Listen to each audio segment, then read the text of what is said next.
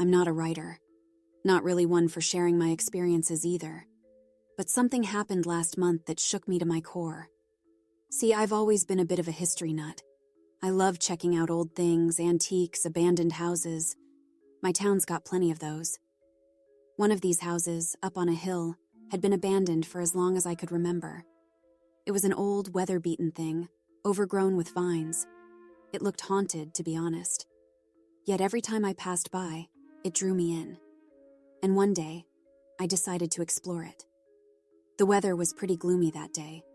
Clouds hung heavy, but it didn't seem like it was going to rain. So I grabbed my flashlight, put on a sturdy pair of shoes, and headed out.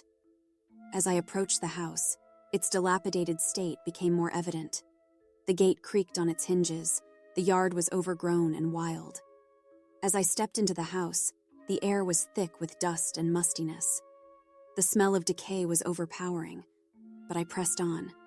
The place was a mess. The once elegant wallpaper was peeling off, the grand chandelier hung precariously, and dust covered everything. I wandered through the rooms, each telling me a story of its past life. There were faded family photos on the walls, books and newspapers scattered around, even an antique gramophone in one corner. All of this fed my curiosity. Who were these people? What were their lives like? Then, I stumbled upon something strange. There was a bookcase in what seemed to be the living room. It looked different from the rest of the room. A feeling of unease washed over me, but I pushed the bookcase anyway. It swung open, revealing a small, hidden room. Inside the room, everything was covered in a thick layer of dust. I scanned around with my flashlight, spotting old books and documents strewn about. But the thing that caught my attention was a rusty metal box on the desk.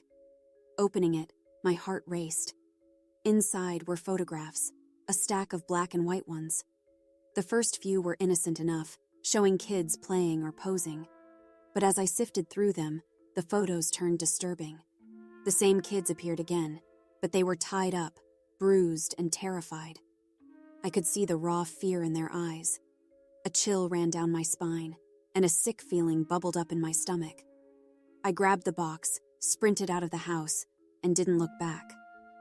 Once I was safely back home, I called the police, reporting everything. They arrived quickly, collected the photos, and started an investigation. They found out that the previous owner of the house had been linked to several child disappearances decades ago. He had vanished, and with him, the case went cold. I thought I was embarking on a small historical adventure, an afternoon of harmless exploration. Instead, I had stumbled upon a grim piece of my town's past. I provided closure for some grieving families, but at a cost. The haunting images I saw, the lingering smell of the house, the chill of the hidden room, they're all etched into my mind. I don't look at old houses the same way anymore. I don't explore them anymore. The past, it seems, is not always romantic or nostalgic. Sometimes it's terrifyingly real and shockingly brutal.